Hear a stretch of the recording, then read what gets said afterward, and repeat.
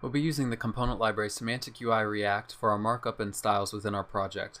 You can find the documentation for it at reactsemanticui.com. We'll be using their usage section in order to finish setting it up. We've already installed the Semantic UI React dependency. Now we just need to bring in the related styles. So we'll grab this import to the Semantic UI style sheet. You can either copy as you see it here or go to their documentation to grab it. And we'll import it within index.js, and we'll remove the import to index.css and remove the file entirely from our project files. And once we save index.js, we should see the rules from that style sheet applied to our app. You can see that the text is a bit different, a bit smaller. And now we'll use Semantic UI React in order to build out our register component. We'll import a number of components from Semantic UI React.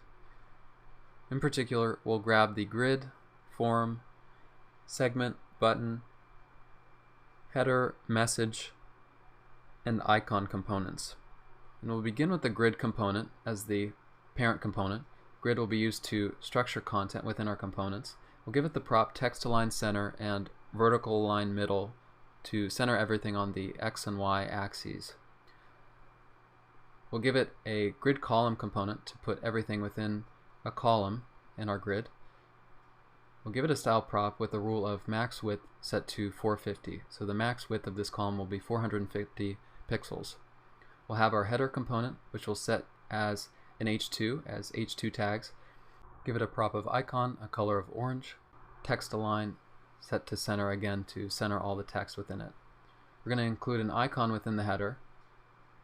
And the name for it will be puzzle piece. You can find all of the available icons within the documentation to Semantic UI. We'll give it a color of orange, and the text will be register for dev chat. So dev chat will be the name of our app. Underneath the header we'll have a form component with the size of large, so we can set the size for a number of these Semantic UI components.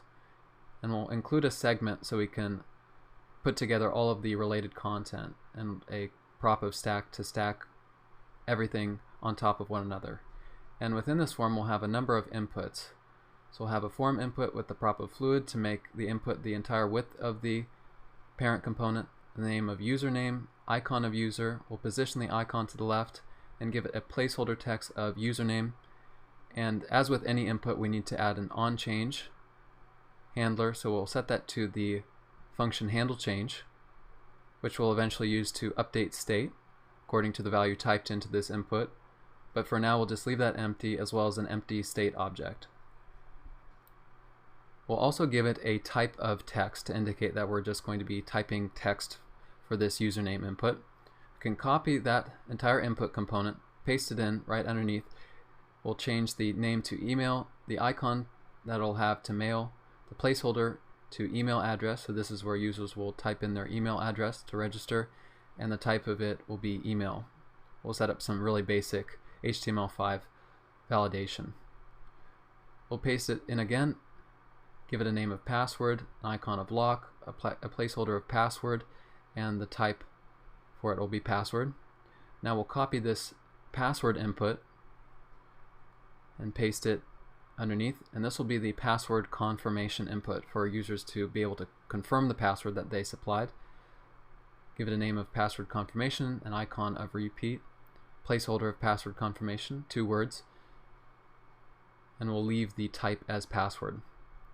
Then we'll have a button that users can click on to submit their form. Give it a color of orange, it'll be fluid, and the size will be large. Underneath the form we'll have a message which will tell users or ask them if they're already a user.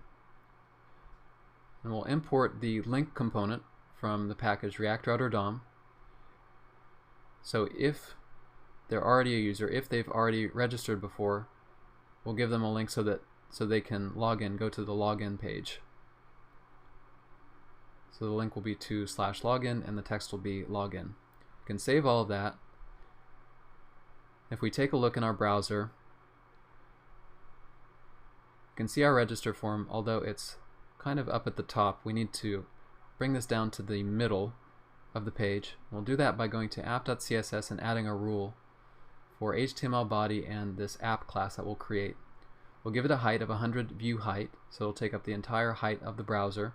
We'll give it a background, the hex code EEE, and the padding of 1em around it. And we'll provide that class name that we just created, the rule that we just created, to our grid component, the class name of app. If we refresh, we can see the background's changed, our form is centered, and if we click on the login link, we're directed to the login page.